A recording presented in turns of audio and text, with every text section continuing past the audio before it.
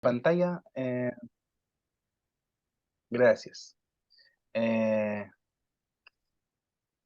Tengo un PowerPoint preparado para ustedes ahora, así que vamos a compartir aquí.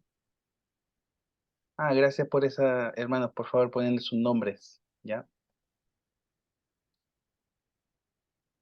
Hemos tenido un tiempo introductorio al concepto de hermenéutica bíblica.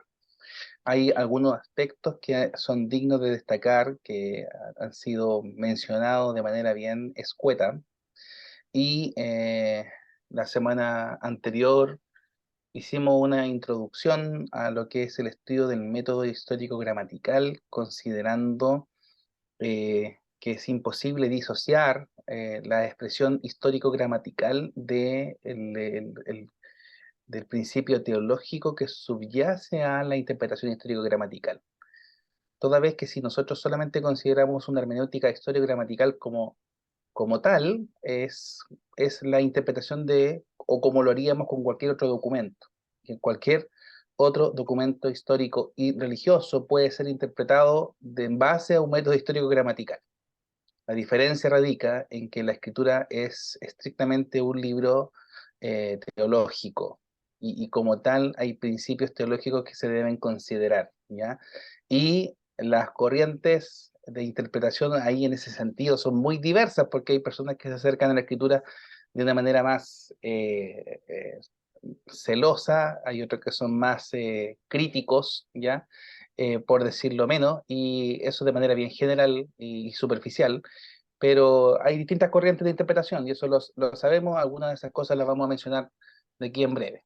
Ahora, ¿cuál es la importancia de acercarnos al texto bíblico? Yo les voy a invitar a que por favor puedan abrir conmigo el libro de Proverbios 30, versículos 5 y 6.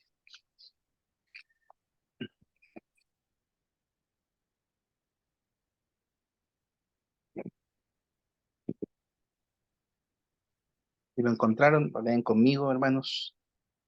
Toda palabra de Dios es limpia, Él es escudo a los que en Él esperan. No añadas a sus palabras para que no te reprenda y seas hallado mentiroso. Fíjense qué interesante lo que dice aquí el rey Salomón, de que toda palabra de Dios es limpia.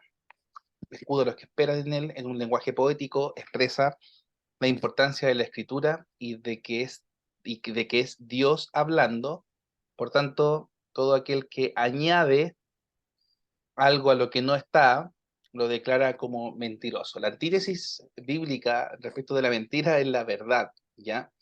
No obstante lo anterior, la expresión verdad es idéntica a la traducción castellana como fidelidad.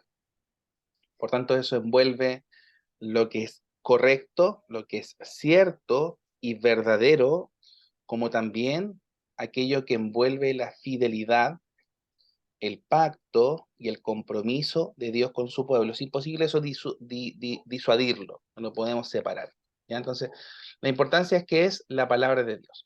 Otro aspecto que vamos a considerar en torno a este acercamiento a la interpretación bíblica es las palabras que están en el libro de Hechos, ¿no? Según Pedro, el siervo de Dios debe persistir y enfocarse en la oración y el ministerio de la palabra. Recuerden el contexto de esto.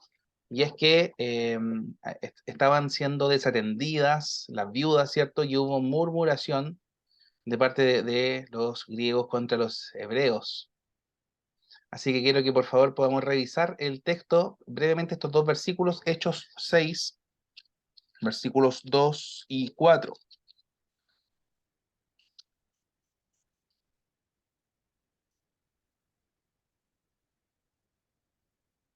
Dice aquí la palabra del Señor, hermanos.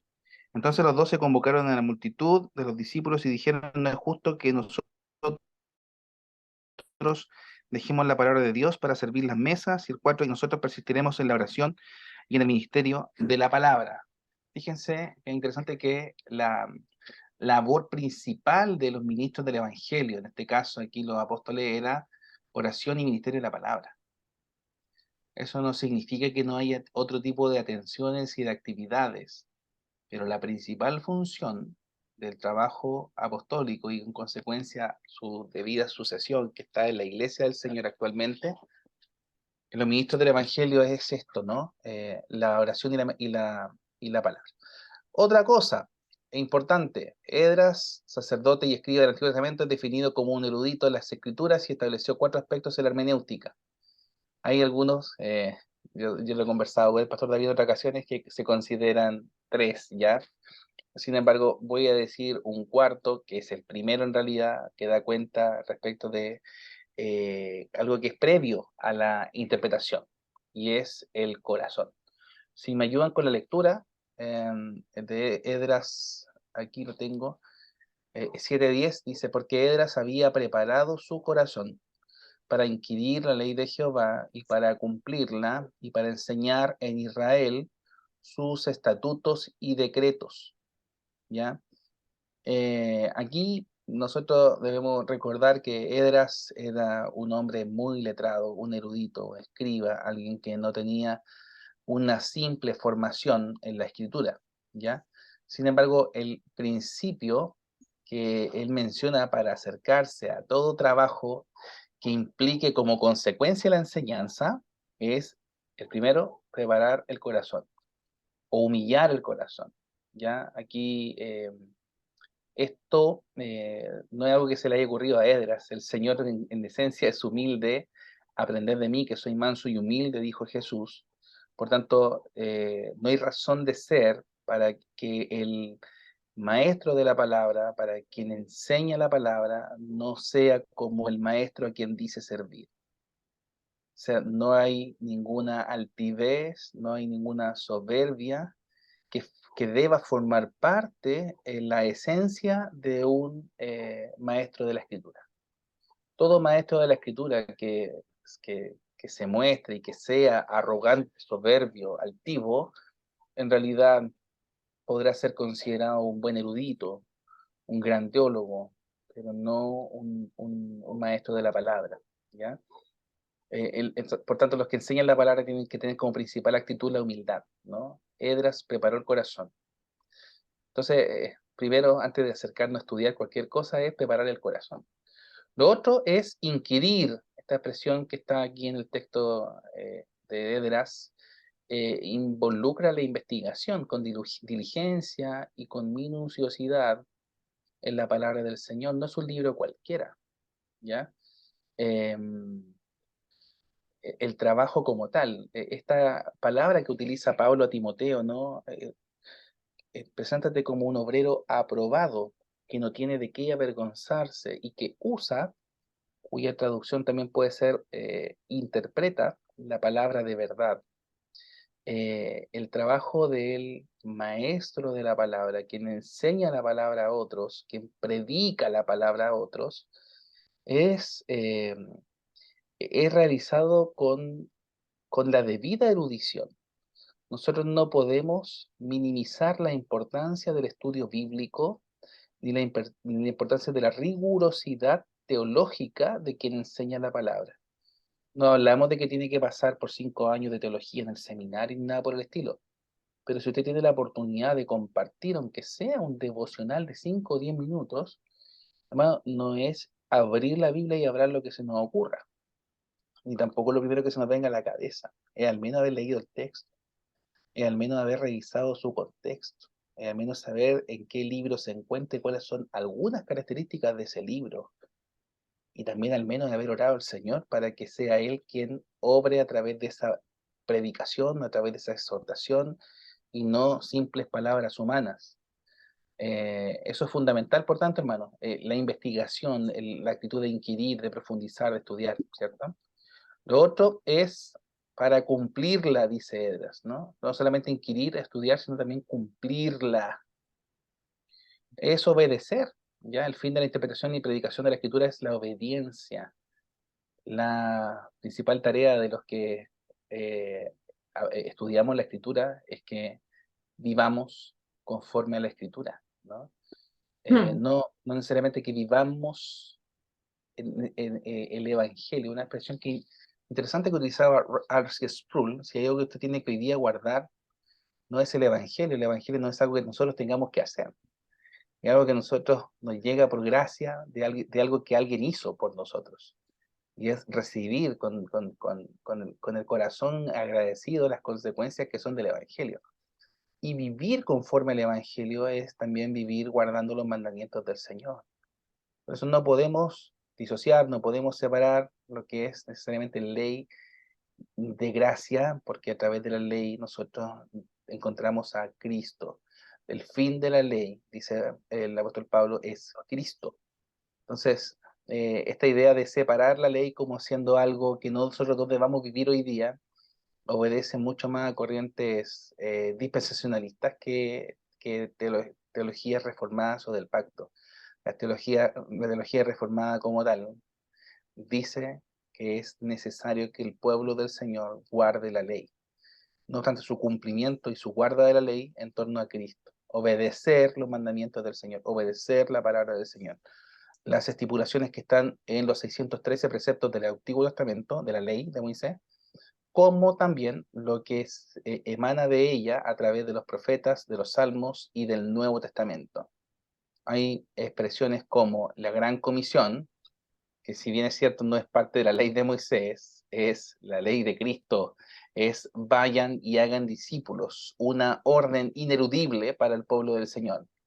Por eso, independiente de nuestras faltas delante del Señor, nuestros pecados y nuestras debilidades, creo que hace bien la Iglesia del Señor en dedicar tiempo debido a lo que es meditar, orar y trabajar en pos de la plantación de iglesias, de la oración por la misión transcultural, de todo lo que envuelva la extensión del reino del Señor como obediencia al mandato del Señor. Mandato del Señor, aparte de no hacer y hacer, como están los 10 mandamientos, es hacer discípulos, es ir y predicar el Evangelio. Y sabemos que para hacerlo, para predicar el Evangelio, tenemos que someternos al Señor, tenemos que humillar el corazón, tenemos que investigar, tenemos que obedecer. Y como fin, después, obviamente, enseñar. El que busca enseñar sin haber pasado lo anterior, sin humillar al corazón, sin investigar, sin obedecer, su enseñanza es vacía, su enseñanza es un sinsentido para él. ¿Ya? La tarea principal es de enseñar en Israel estatutos y decretos, se hace desde el principio hasta el final, con la humillación del corazón, con integridad y con autoridad moral, la palabra del Señor. No, nosotros no podemos diferenciar de nuestras acciones de nuestras convicciones, porque nuestras acciones son consecuencia de convicción. Nosotros vivimos conforme a la palabra del Señor y en razón de eso predicamos y anunciamos, no porque yo diga, no, yo soy un pecador, por tanto, mi cuerpo hace estos pecados y los justificamos, pero tengo toda la pasión por predicar la palabra del Señor y yo sé mucho, entonces yo puedo mucho entregar, pero no se fijen cómo yo vivo. Cuidado, el Señor mismo reprendió, ¿no?, a los fariseos y les decía, ¿no?, a los discípulos y que los judíos escuchen lo que ellos dicen porque saben mucho, pero no sean como ellos. Ya, entonces, esta forma de entender las diferencias entre lo que se enseña y lo que se hace está presente desde el principio de la escritura y Edras lo resalta. No podemos enseñar si no humillamos el corazón, si no investigamos, si no obedecemos, si no nos convertimos en esos maestros gaticas, ¿cierto?, que predican y no practican. El contenido siempre es y será entonces, hermano, las Sagradas Escrituras. Nada más, es la voluntad de Dios, es la voz de Dios siendo enseñada. Algunas cosas importantes del trasfondo de la escritura y yo quiero saber si hay alguna pregunta o comentario antes de avanzar, hermanos. No, bien, avanzamos entonces. Yo tengo... Hola, pastor. Buenas tardes. Hola, hermano Javier, ¿cómo está? Buenas noches. Buenas noches. Bien, bien. Tengo una duda. Justo recién lo que comentaba, eso de no ser una persona que predica y no practica. Siempre cuando leía Romanos 7 me surge como esa duda cuando Pablo dice que hace lo que no quiere hacer y después dice que con la mente sirve la ley de Dios, pero su carne sirve a la ley del pecado. ¿Cómo eso se conjuga con lo que después viene en Romanos 8 y vivir en el Espíritu? cómo eso coincide. Siempre me ha surgido esa duda porque quizás una persona puede leer esto y decir que Pablo se está justificando su acción o su práctica que no coincide con lo que él cree. Entonces esa duda siempre me ha surgido cuando leo eso. Y eso sería mucho, o sea, se lo agradecería mucho si me explica eso. Así que eso, muchas Gracias, gracias. hermano Fabián, gracias. Bueno, la respuesta está en el mismo capítulo 7. Esta pregunta que hace el Señor y dice, miserable de mí, una vez que afirma, ¿no? Miserable de mí, ¿quién me librará de este cuerpo de muerte? Y estrictamente lo que hace el apóstol Pablo es aludir a que es imposible evitar todo tipo de tentaciones y de situaciones que nos van a hacer caer, ¿ya?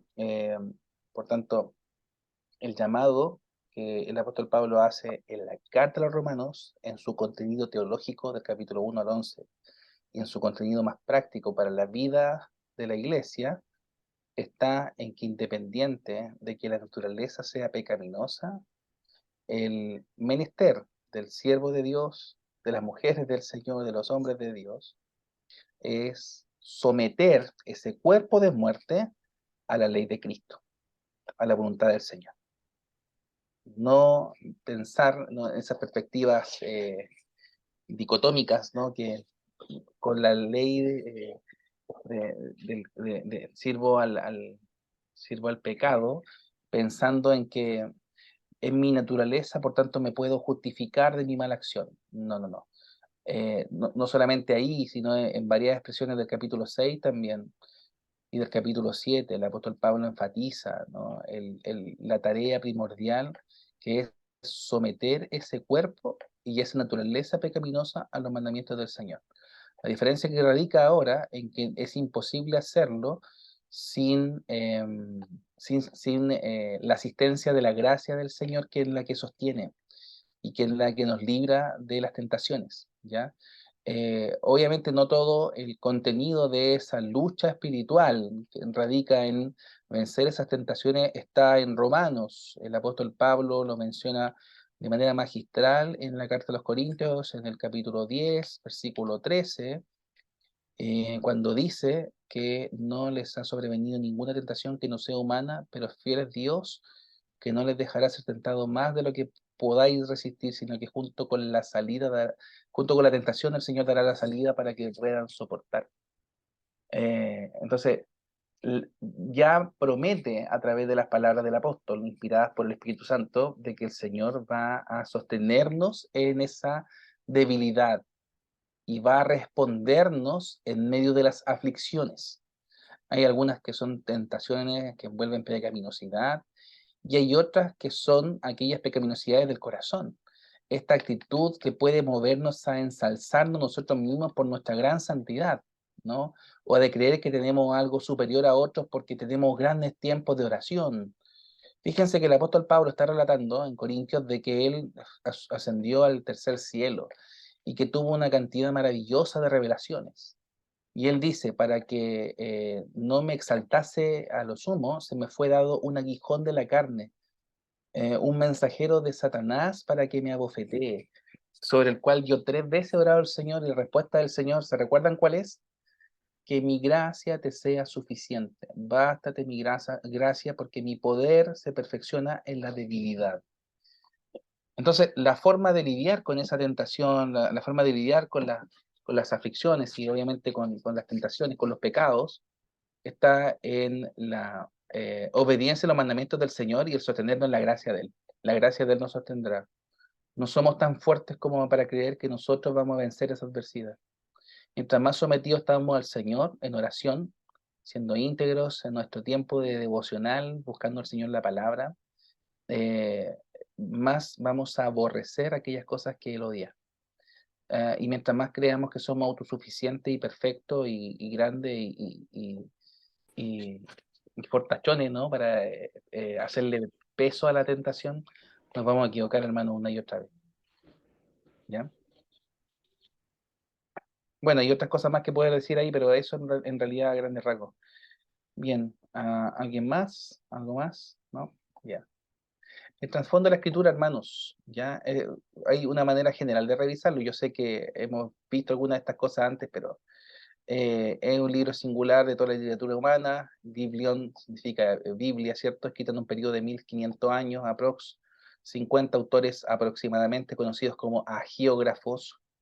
Grafía o grafos, escritor, agio es santo, escritor sagrado, ¿ya? En 3 idiomas, hebreo, arameo y griego, en 3 continentes, Asia, Europa y África, Asia Menor específicamente, Antiguo y Nuevo Testamento, 66 libros canónicos, 39 del Antiguo, 27 del Nuevo. Los del Antiguo son los mismos que utiliza la Biblia judía. La diferencia radica en que son menos libros porque están unidos solamente. El canon judío es esto: ley, profetas y salmos, también conocidos como escritos. Se le llama salmos también porque es el primer libro de la clasificación de los escritos y es en esencia el libro más largo. Así está mencionado en Lucas 24, hay 27 y esos textos, ¿ya? Características, ya vimos con detalle esto en la primera clase: es inerrante, es infalible, es inmutable. Y el contexto cultural de Oriente es una actitud mucho más contemplativa. Entendamos que las culturas del antiguo Oriente Próximo eran bastante idólatras, ya eran místicas en esencia, ya, y eran muy dados al dar cuenta de la superstición y la diferenciación de lo que es el fenómeno religioso, de lo que también es lo misterioso, lo místico, o lo mágico, ¿ya? En las culturas del Antiguo Oriente Próximo, lo menciona el profesor Orr, ¿ya? En un libro Historia de las Historia de las Religiones, de que distingue lo mágico de lo religioso, en que lo mágico interpreta los fenómenos los fenómenos extraordinarios, como atribuido a fenómenos de la naturaleza como tal, ¿no? El sol o cualquier otra cosa, ¿no? Da bendiciones a la existencia, ¿no? Y lo religioso, en cambio, eh, lo entiende todos los fenómenos extraordinarios que existen en la naturaleza.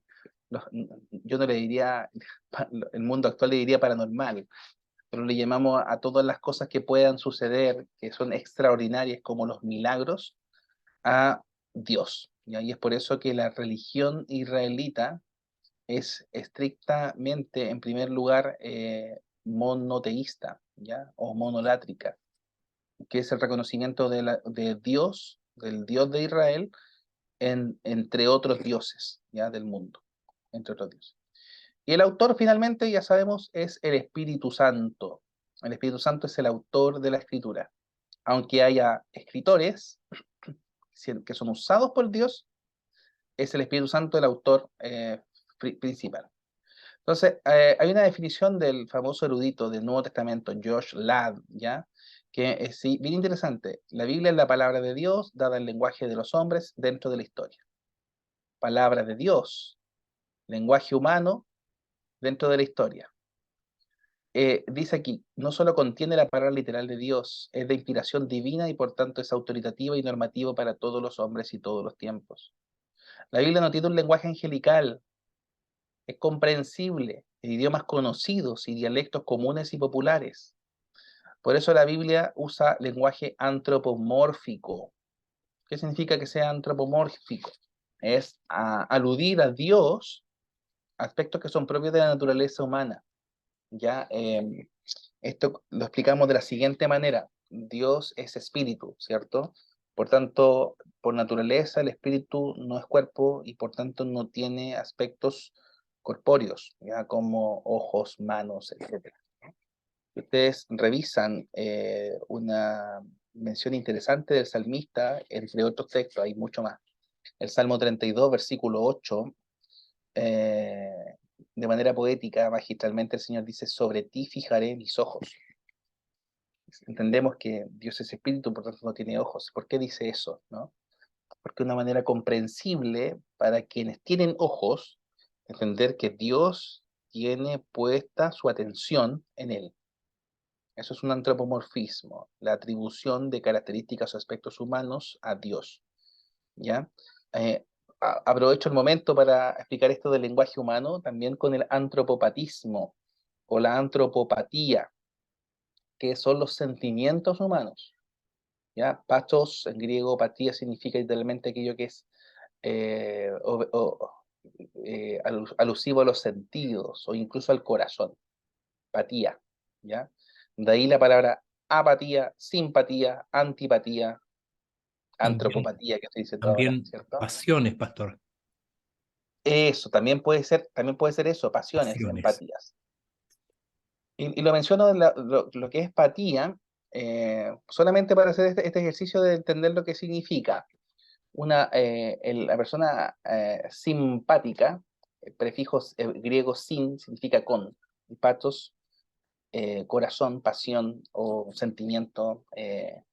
Por tanto, es aquella persona que tiene corazón, que tiene sentimiento, que es interpretable como agradable a los ojos, alguien que, como en el beat chileno diríamos, cae bien. Es alguien que es agradable, con corazón, con sentimiento, con pasión. Un antipático es alguien que está contra el corazón, contra los sentimientos, contra las pasiones, que genera todo lo contrario al simpático, ¿ya? El apático es alguien que tiene sin, distinto del anti. El antipático es el desagradable. El apático es el que no le interesa nada, no tiene corazón, no tiene sentimiento. ¿Ya? Eso.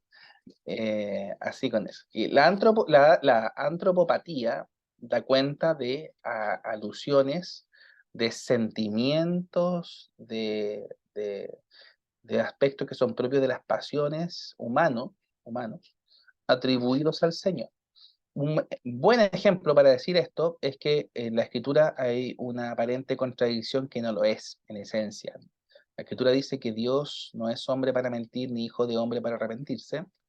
Por tanto, el Génesis también dice, literalmente, que Dios se arrepintió de haber hecho al hombre. Entonces nosotros decimos, no, hay una evidente contradicción, porque dice que no se arrepiente, dice que se arrepiente, ¿no? ¿Cómo es la cosa, no? ¿Es o no es? La verdad es que ambas son correctas, en el sentido de que Dios se arrepintió de haber hecho al hombre, no hay mejor manera para ilustrar un sentimiento comprensible al hombre para dar cuenta de la caída o de lo que significa una separación y una desobediencia al mandato divino, ¿no? De no comer del fruto. Esto es lo que entendemos una desafección al pacto de obras, como lo dice nuestra confesión de fe, ¿ya? Y finalmente, la revelación está dentro de la historia. Se encarnó no solo en un cuerpo humano, sino también se encarnó en una cultura y en consecuencia en la historia. Hay un texto que está ahí mencionado, que es el de Hebreos, que ya lo hemos leído la vez pasada. Solamente mencionar las primeras partes, ¿no? Dios, habiendo hablado en muchas veces y de muchas maneras en otro tiempo los padres, por los profetas ahora se ha manifestado a través del Hijo. Entonces, podemos decir que independiente de que el desarrollo histórico de la revelación es desde Adán hasta Juan el Bautista, el proceso de revelación o el progreso de la revelación tiene su principal cumplimiento en la persona de Cristo. Por tanto, Cristo está presente desde el principio hasta el final. Lo vimos la semana anterior, no como algunos alegóricos, como Lutero lo dirían, ¿no? En cada frase, en cada palabra del Antiguo Testamento, sino que está presente de principio a fin, de principio a fin.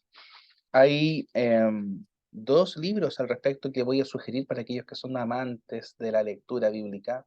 Hay aspectos que obviamente en alguna próxima clase también vamos a profundizar, mis queridos hermanos.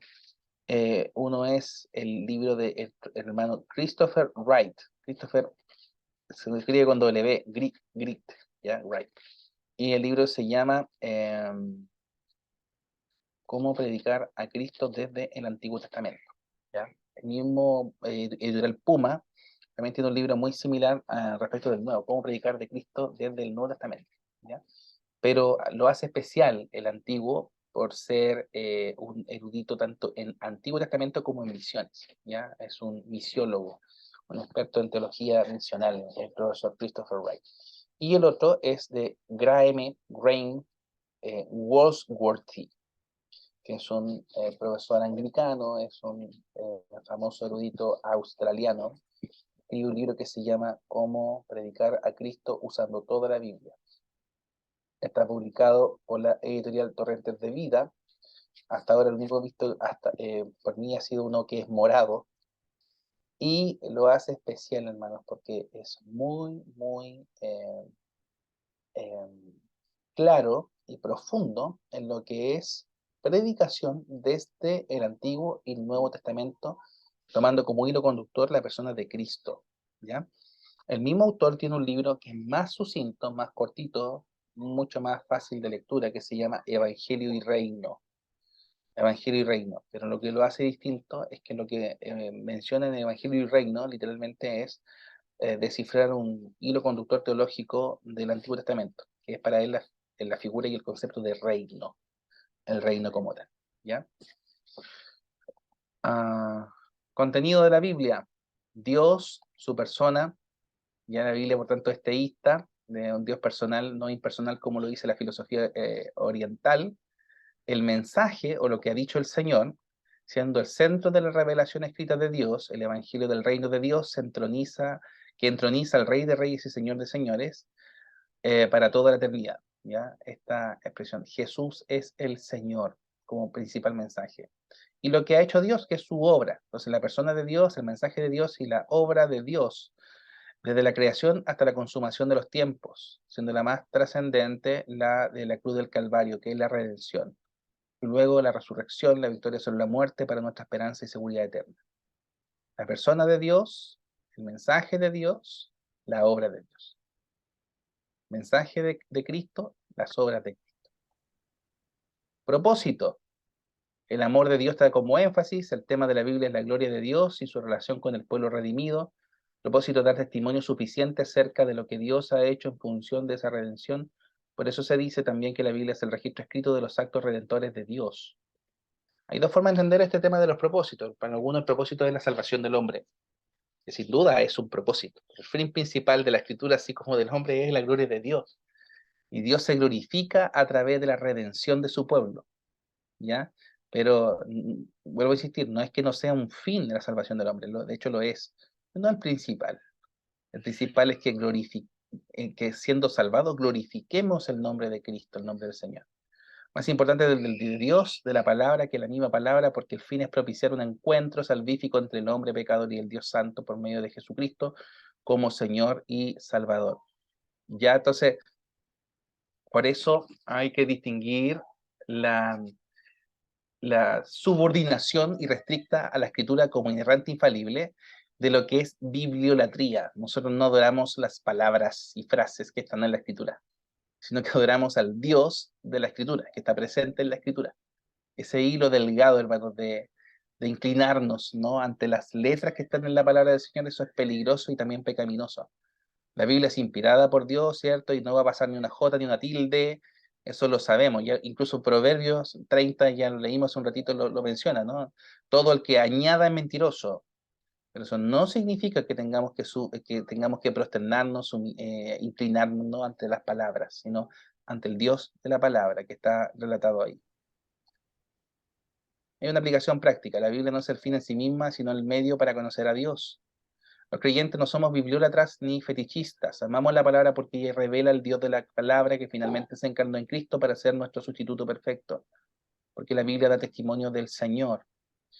Por tanto, se enfatiza esto, ¿no? Esto no dice en ninguna medida de que la Biblia contenga y que no sea la palabra de Dios. Quiero que por favor me entiendan bien. La Biblia es palabra de Dios, pero no es divina en la letra, ni la coma, ni la tilde, ni el punto, ni el color de la hoja, ni eso. Nosotros no somos de los que amamos tener el Salmo 91 abierto porque creemos que hay un poder extraordinario en eso, sino en la forma en que entendemos esa unión de palabras y frases como la palabra del Señor para nosotros. Deuteronomio 6 se da cuenta de la forma de honrar la palabra de Dios, como primero cumpliendo y viviendo, como también pregonándola, enseñándola y repitiéndola. Deuteronomio 6, hermano, es el principio sine qua non de lo que es la predicación y enseñanza desde el Antiguo Testamento. Es también conocido ese relato como el Shema Israel, por lo que dice el versículo 4, ¿no? Escucha Israel, el Señor es nuestro Dios, el Señor uno es. Antes está el contexto y después dice lo que es propio del pueblo del Señor. Amarás al Señor tu Dios de todo tu corazón, con toda tu alma y con todas tus fuerzas. Y estas palabras que yo te mando hoy las repetirás a tus hijos. Fíjense lo importante entonces que esa palabra de Dios sea pregonada, sea enseñada, que la ley del Señor sea anunciada y que sea obedecido ese mandamiento, ¿no? De enseñar a Israel, como decía Edra, los estatutos y decretos, partiendo desde la casa, partiendo desde la familia, partiendo desde los hijos, porque la vas a pegar en los dinteles de tus puertas, las vas a pegar en tu casa y cuando te levantes y al acostarte, de día y de noche. El salmista lo muestra en el Salmo 1, ¿no? De día y de noche meditarás en él. Josué 1, versículo 8, ¿no? No se aparte de tu boca este libro de la ley. Este hilo conductor, tanto del pacto como del reino, como también de esa ley que nos muestra Cristo desde el Antiguo Testamento, es fundamental, hermano. Entonces, la manera de honrar la palabra del Señor desde el principio ha sido obedeciéndola y pregonándola. Y lo que ya vimos hace un ratito, Esdras 7:10 revela el propósito y aplicación de la Escritura como humillación, investigación, aplicación y divulgación. Humillar el corazón, inquirir la ley del Señor, cumplirla y enseñar en Israel los estatutos y decretos del Señor. Ahora vamos a atender géneros literarios, pero quiero saber si hay preguntas, hermanos, comentarios. Así que, Pastor, pastor, Pastor el David, hermano Abner había hecho una pregunta. disculpe que no lo he visto, pastor. A ver. Lo escribió, ¿no? Sí, Gracias, Pastor, por ahí, por No somos nombrarme. bibliólatras, gracias. Sí, justamente, no somos bibliólatras. Porque y eso no significa que no nos sometamos a la Biblia, ¿eh? O sea, nosotros nos sometemos a la Biblia como palabra de Dios inspirada, infalible, única regla de fe y de práctica. Pero la definición de bibliólatra es aquel que idolatra las letras y palabras de la palabra de Dios. Y hay un hilo muy delgado ahí, no hemos sido llamados a eso, sino guardar sus palabras es en consecuencia decir y hacer lo que sus palabras dicen, pero en relación a su contenido, no en relación a su, a su letra como tal, ¿ya? A su definición, ¿ya? Entonces no hablamos del contenido, sino más bien de adorar, por ejemplo, a esto, ¿no? O esta idea de lo rojo que está a los lados, que tiene un simbolismo también, ¿ya? ¿Sería lo físico? Adorar lo físico, no. Adorar, sí, justamente eso, adorar lo físico. Gracias, mi hermana.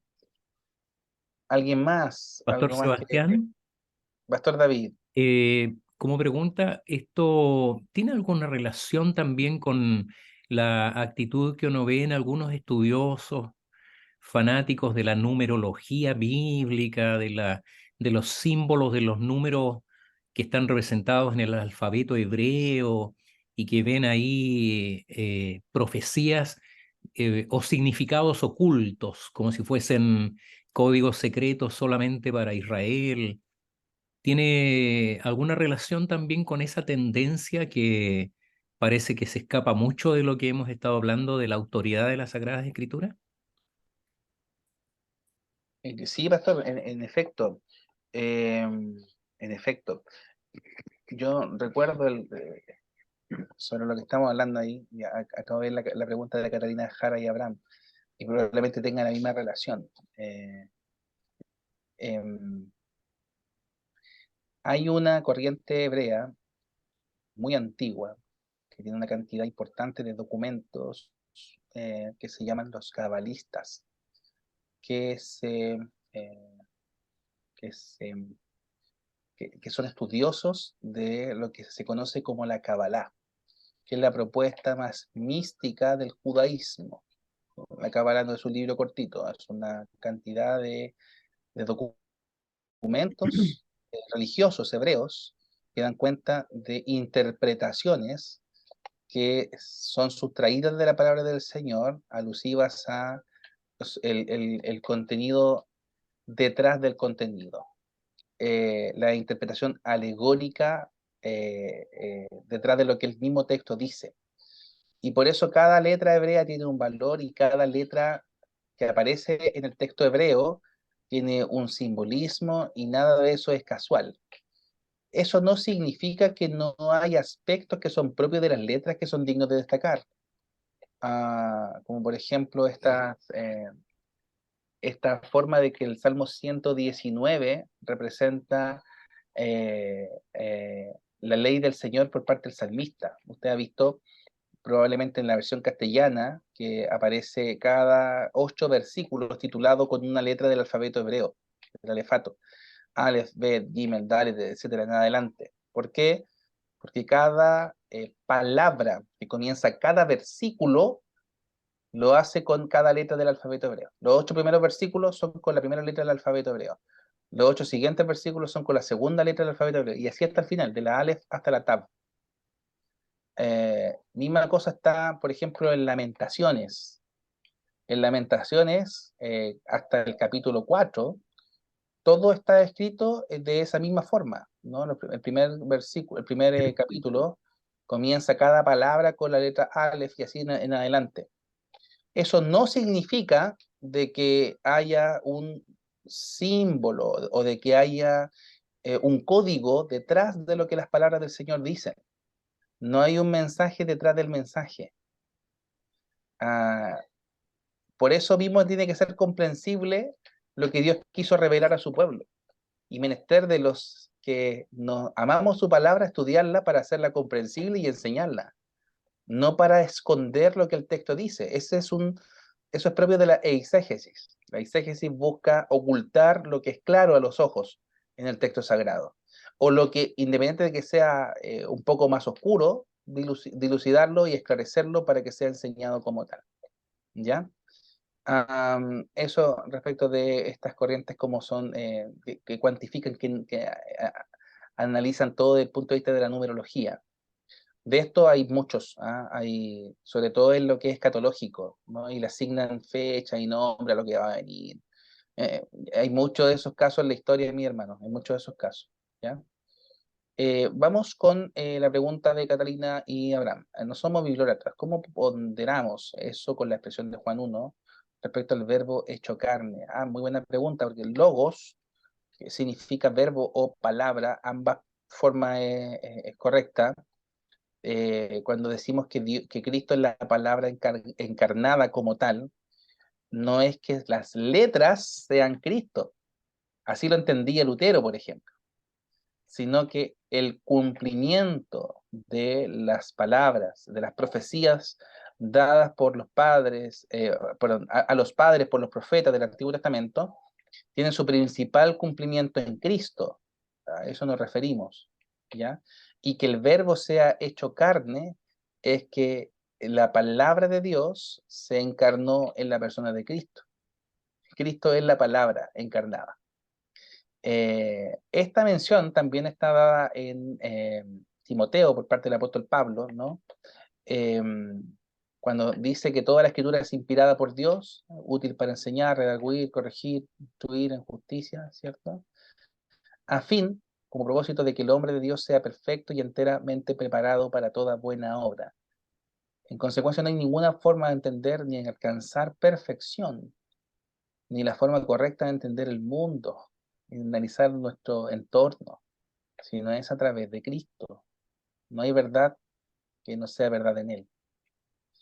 Siguiente pregunta que está aquí. ¿Se puede agregar la concordancia? Parece que voy a borrar la pregunta. ¿Se puede agregar que la concordancia entre versículos tiene relación con que Cristo sea el hilo conductor de Génesis hasta el Apocalipsis? Concordancia entre versículos.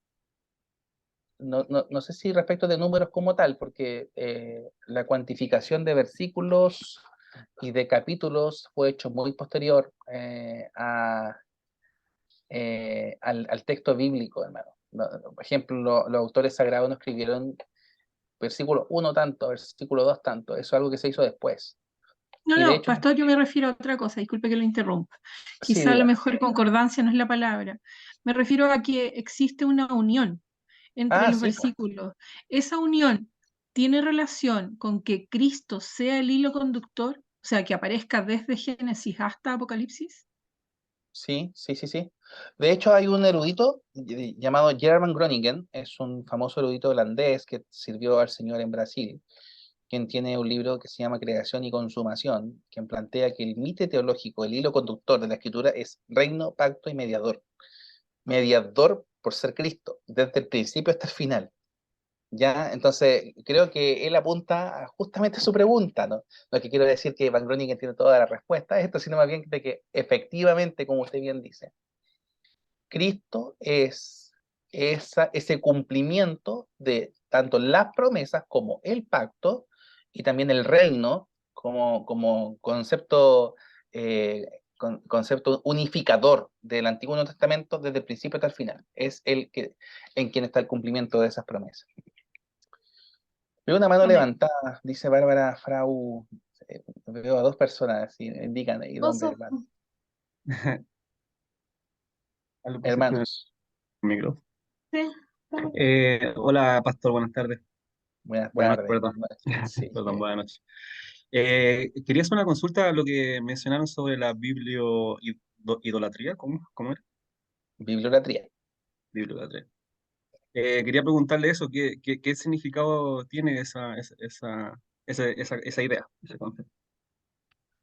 Sí, bueno, yo he hecho mención que las palabras tienen definición desde lo etimológico y desde el uso cotidiano. Ya la definición clara de Biblia es conjunto de libros. Y el conjunto de libros envuelve palabras que están, y frases, y letras, y, y puntos y comas, y cosas que tienen que ver con el desarrollo de la literatura y del texto como tal. La bibliolatría es una mezcla de la idolatría de las palabras de la Biblia, de las letras de las Biblias, como estas teniendo un valor sagrado por sobre el contenido y el mensaje detrás de esas palabras y mensajes. Em, no es que adoremos la coma, el punto o el acento o la frase como tal, sino que adoramos al Dios de esa palabra, quien tiene, como bien decía la pregunta y que está ahí expuesta, Juan capítulo 1, ¿no? El verbo encarnado. Nosotros adoramos a Cristo, quien es el fin de la escritura y quien está presente en la escritura desde el principio hasta el final, pero no de manera alegórica en cada palabra y frase, sino como el principal conductor o hilo conductor de la escritura. Entonces, ahí por eso diferenciamos, ¿no? Entre la adoración de la palabra y frase a la adoración del Señor de la Escritura, quien está presente en la Escritura sin duda, pero no es Dios de cada frase y palabra disociada como tal, sino el conjunto de la misma. Eso no significa, y reitero esto, de que no le atribuyamos inspiración divina a la coma y a la tilde. Eso yo estoy comprometido con eso. Dios inspiró sus palabras y en consecuencia soy un promotor de la traducción de equivalencia formal. Creo que independiente de que tenga mucho respeto por las personas que hacen un trabajo serio de equivalencia dinámica y cuyas traducciones del texto bíblico sean bastante más dadas a la idea que al texto mismo, yo prefiero enfatizar en esto que es que Dios inspiró las palabras por algo, pero que haya inspirado esas palabras como tal, y esa coma y esa tilde como tal, no significa que haya una divinización de la misma, sino que el contenido como tal, el conjunto de contenidos de palabras y frases de la Escritura, tiene como fin principal presentarnos a Cristo, a quien nosotros adoramos. Adoramos al Señor de la palabra antes que a la letra de la Biblia. ¿Ya? Sí, pastor, gracias por la respuesta. Justamente iba a hacer una segunda pregunta, porque me acuerdo que años atrás hice un curso de hebreo y descubrí cosas muy preciosas del idioma del Antiguo Testamento. Por ejemplo, algo que me sorprendió mucho fue cuando estudiamos el verbo crear de la nada, que si mal no recuerdo es bara, en Génesis 1, cuando Dios creó el cielo y la tierra. Ahí se utiliza un verbo diferente al verbo crear cosas. Por ejemplo, los hebreos usaban un verbo, Asá. el verbo para crear cosas era un tipo de verbo, que era un verbo popular, pero cuando ellos traducían el Génesis 1, cuando Dios creó el cielo y la tierra, utilizaban otro verbo crear que solamente se lo atribuían a Dios, y ese verbo era bara, que en hebreo significa crear de la nada. Y por ejemplo, en el idioma nuestro, nosotros no tenemos esa diferenciación de crear de la nada y crear cosas eh, de a partir de una materia prima. No sé si me explico. ¿Sí? Entonces, ¿Sí? esa riqueza del idioma hebreo es, encuentro que es muy importante y justamente le quería consultar eso, cuál era el límite, digamos, como de no considerar o darle mucha prioridad al significante, al significante y no al significado. Por ejemplo, yo entendí que usted enseñó de que hay que darle más prioridad al significado que al significante, pero la Biblia fue escrita en idioma hebreo justamente porque el idioma hebreo es muy complejo y es más rico que muchos otros idiomas, como el ejemplo que le acabo de mencionar de ese verbo que se lo atribuyen solamente a la creación de la nada. No sé si me expliqué. Sí, lo entiendo. Sí, gracias, hermano. Bueno, misma idea está presente en el texto griego. eh, las palabras, las palabras que se ocupan tienen un propósito y un sentido, y no son superficiales, tienen un propósito por el cual el autor usó esa palabra, por inspiración divina. Siento que el autor de la escritura es Dios a través del Espíritu Santo, que usa a hombres que son inspirados por él, como escritores o redactores, en sus propias circunstancias y en sus propias situaciones de vida. El tiempo, por ejemplo, el tiempo, bueno, Cronos o Kairos, bueno, Claro, o sí, Bará o Azar, sí.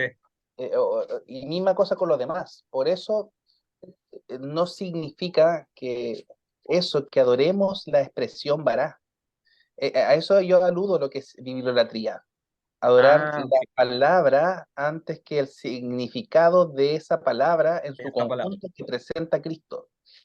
No, no adoro la expresión Kairos porque Cronos es más popular o más humana.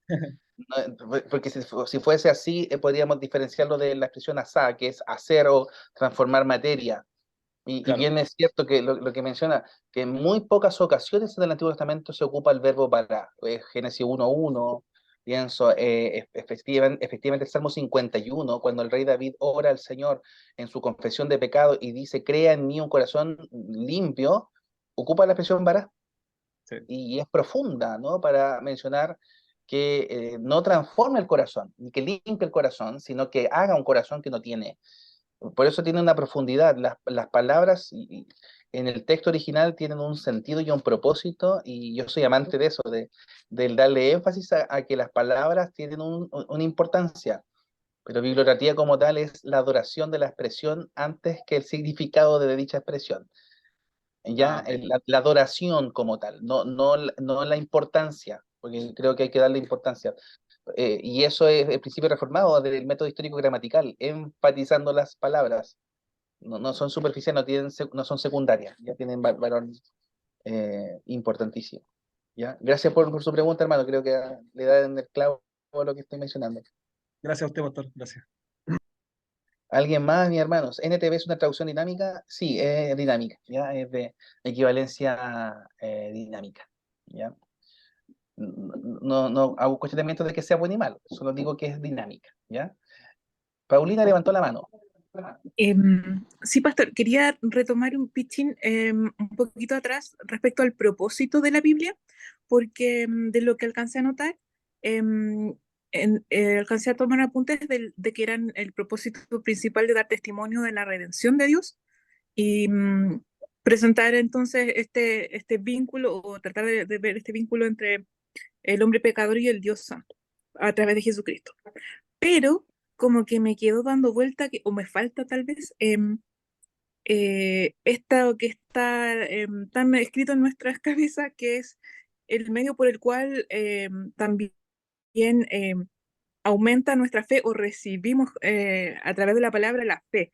Entonces, no sé si es mi mala interpretación o, o si nos faltó o es parte de otra área que vamos a estudiar. Gracias por su pregunta. Pienso que no lo anula, ¿ya? Creo que Juan, sí, Juan, literalmente al final del Evangelio, creo que responde a la pregunta que al menos pienso yo que usted está haciendo. Solo quisiera leerlo, la última parte del Evangelio. Hay un audio abierto de hermano Isaac. Juan 21, versículo eh, eh,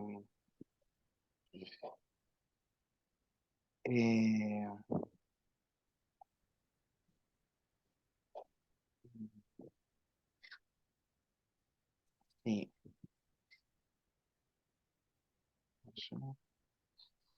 No, no es ese. O tal vez no expresé muy bien la pregunta, pero me refería más bien al texto de que la fe viene por el oír y el oír por la palabra, y que en el Sí. fondo, como que básicamente me quedó la sensación de que el propósito estaba más bien por un tema más racional, como de dar prueba, pero para mí también tiene ese dinamismo en que podemos encontrar una verdad tan importante cada vez que la leemos, a pesar de que la leemos y ya la conocemos, y después la volvemos a leer y encontramos algo distinto. No sé si me explico bien, pero como que hay algo más profundo que tal vez se me pasó en el propósito, por eso quería consultarlo. Gracias.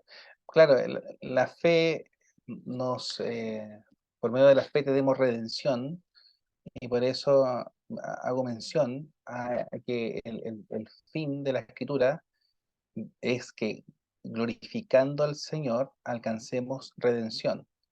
No obstante, para alcanzar redención no hay forma de hacerlo sino a través de la fe, que la propia escritura nos lo da. Entonces, eh, bien dice usted que la fe viene por el oír la palabra del Señor. No obstante, eso nos muestra que todo lo que es verdadero y todo lo que ha sido anunciado por el Señor es el mensaje que está en la Escritura para que, en ese sentido, siendo lo verdadero, teniendo fe, alcancemos redención y a través de alcanzar esa redención, glorifiquemos el nombre del Señor. Entonces, independiente de que uno piense esto es primero, lo otro es después, como el orden de los factores no altera el producto aquí, creo que sí lo podría alterar. El fin principal del hombre y por el cual se nos presenta la escritura es la gloria de Dios, ¿ya? Pero eso no lo podemos disociar de la redención, de la fe, y como bien digo, en función de las palabras de Lucas, ahí está, Lucas capítulo 1, ¿no? Cuando él hace un proceso investigativo, ¿no? De poner las cosas en orden, para que conozcas, dice Lucas a su excelentísimo Teófilo, lo que es verdadero de las cosas que han sido anunciadas.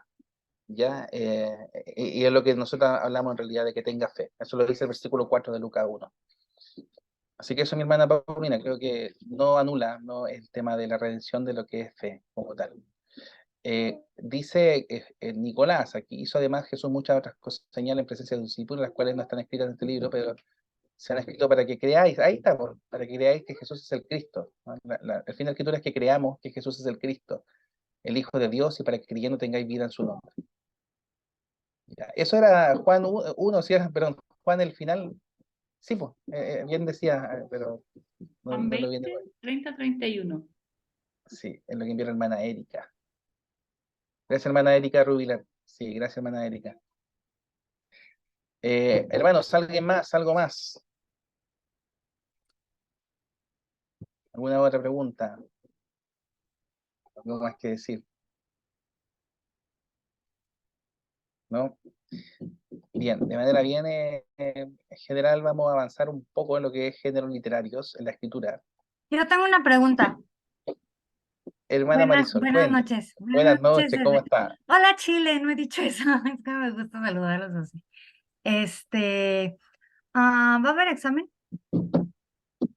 No, mi hermana. Ah, No, bueno, está bien. Es que sí entiendo cuando dice y cuando explicas, pero luego como que me hago bolas y entonces trato de investigar y bueno, está bien, qué bueno que no va a haber examen.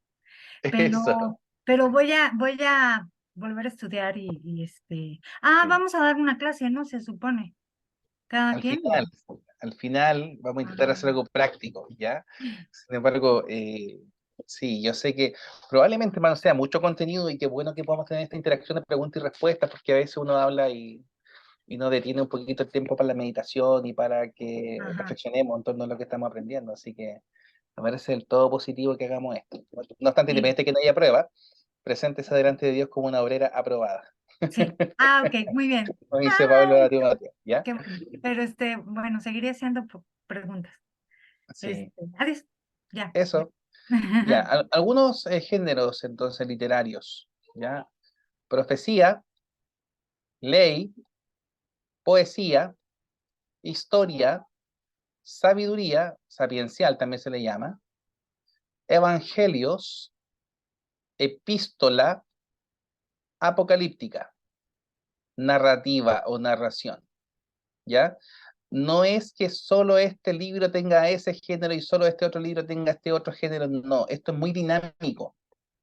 En un mismo libro pueden haber profecías, poesías, ley, evangelio, todo, ¿ya? Por eso es necesario distinguir el género literario para conocer la forma en que debemos interpretar tal texto.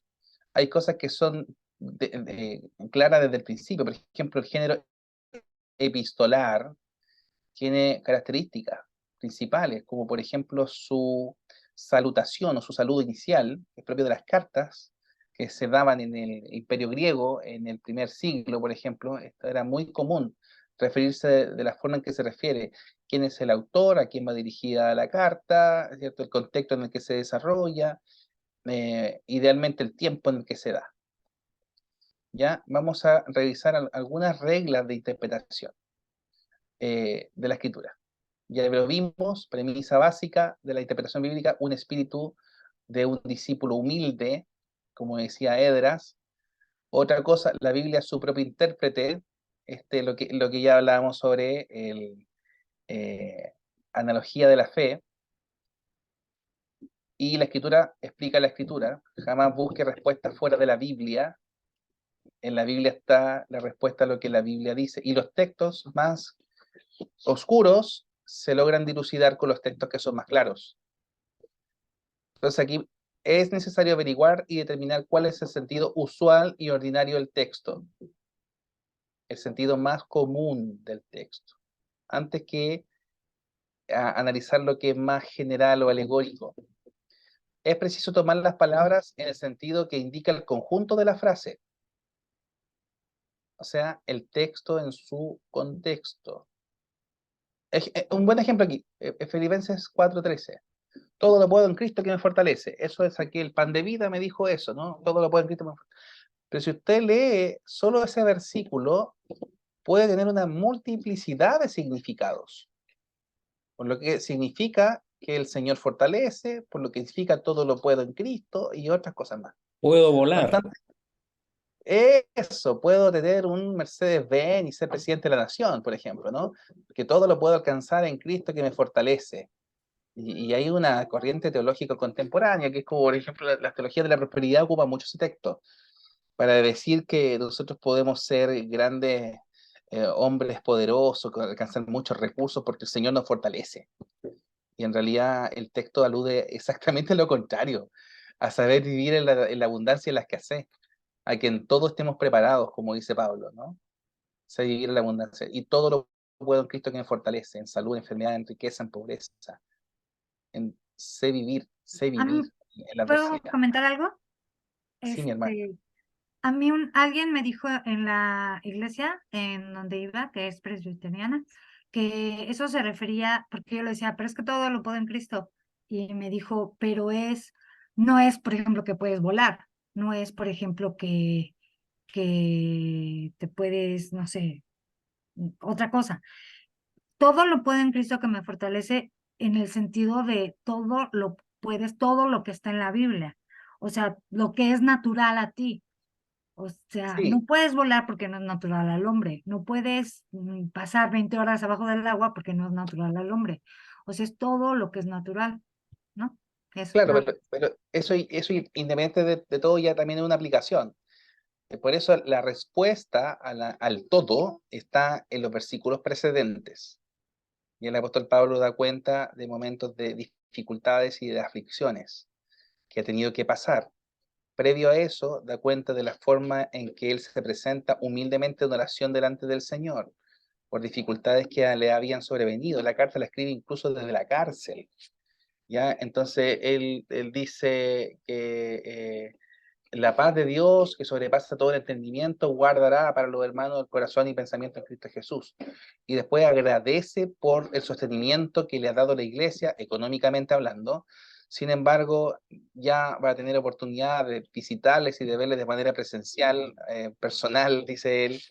Independiente de todo, sé vivir en la abundancia y sé vivir en la escasez. Por todo y para todo estoy preparado, todo lo puedo en Cristo que me fortalece. Si no logramos leer el contexto y la idea que está detrás de ese todo lo puedo, no le daremos el verdadero significado, independiente de las aplicaciones que eso tiene, ¿no? Entonces, en las dificultades, confía en el Señor, Él le sostendrá. En las aflicciones, confía en el Señor que Él le sostendrá. Sin duda que eso es así, pero el principio está evidentemente en función de su contexto, en razón de abundancia y escasez, en función de las aflicciones y dificultades. Por eso es importante tomar el sentido que indica el conjunto de la frase, ¿ya? Es necesario tomar las palabras en sentido que indica el contexto, a saber, los versículos que preceden y siguen al texto de estudio. Ya aquí hay varias citas, ¿ya? Después, el objeto, designio del libro del pasaje en el cual ocurren las palabras o expresiones. Es de lo particular a lo general, entonces, ¿cierto? Después, consultar los pasajes paralelos que hacen referencia el uno del otro, tienen relación o tratan del mismo asunto, o palabras, ideas, ¿ya? Enseñanzas generales también, todo eso que está ahí. Entonces, pasajes paralelos viene al final, no al principio. Para eso es bueno y malo la concordancia de las Biblias. Usted va a ver una palabra, por ejemplo, y utiliza la concordancia y va a utilizar va a revisar distintas partes donde aparece la palabra paz. Pero la palabra paz, independiente que tenga no multiplicidad de significados, tiene muchos sin duda, pero puede que la palabra paz en un evangelio sea distinto a la palabra paz en el profeta Isaías, por ejemplo. Entonces, por eso es necesario ir de lo particular a lo general y no de lo general a lo particular en lo que respecta a estudios de palabras o frases, ¿ya? Hermanos, creo que eso por ahora. Quiero saber si hay alguna pregunta, duda, comentario, algo más que decir sobre lo que hemos visto hoy.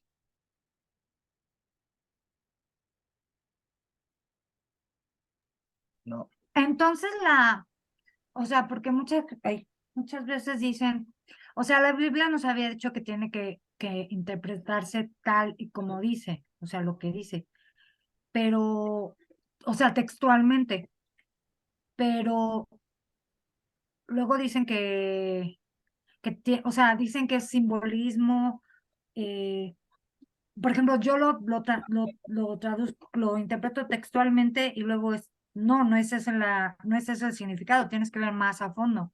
Entonces, ¿cómo sabes que tiene que ser textualmente y cómo sabes que no? Por eso la regla dice primero el significado ordinario de la palabra. O sea, la palabra amor significa amor, pero esa palabra amor también significa una multiplicidad de otras cosas, ¿no? Las palabras hebreas son distintas. Hay un video que me parece bueno que lo puedan ver, hermano. Se llama Numa, ¿ya? Numa. Y hay uno ¿Numa? que sí, y hay uno que se llama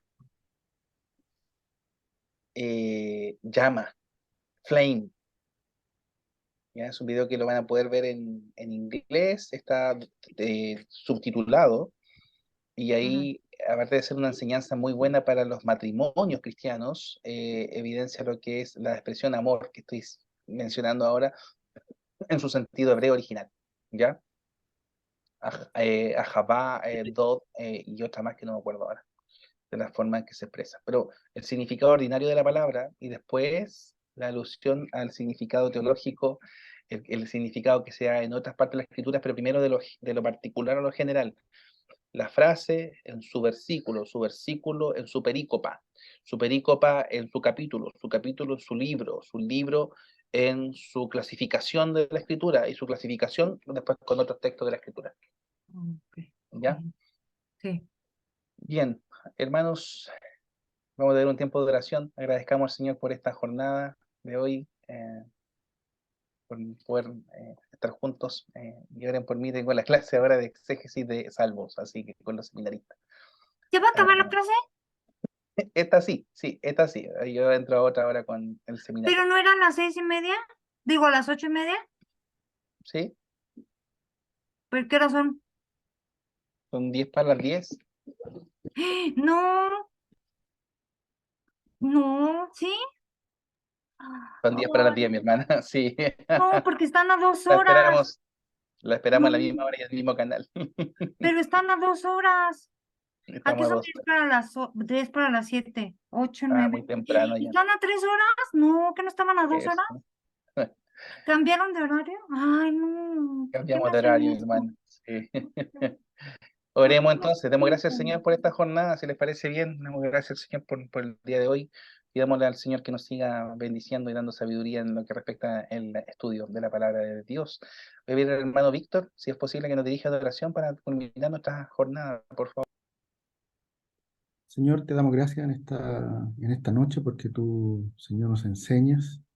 Te damos gracias, Señor, por los profesores, Señor, porque tú los colocas y le das el ánimo para poder enseñarnos.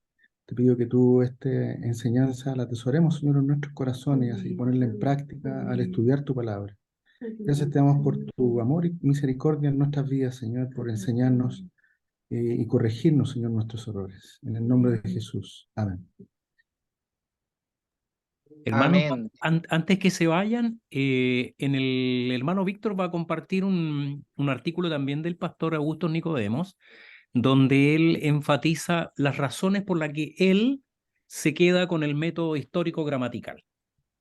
Como el pastor Sebastián Sí, explicó, es cierto, hay tengo que hacer las... varios métodos Perdón. de interpretación bíblica, pero la Iglesia Reformada, en general, sigue el método histórico gramatical. En ese artículo, él enfatiza un poquito ese concepto, ¿ya? El único problema es que está en portugués, pero usted con el Google ahí puede ir traduciendo las palabras que le cueste, ¿ya? Es de Somos fácil. expertos. Que el Señor le bendiga mucho.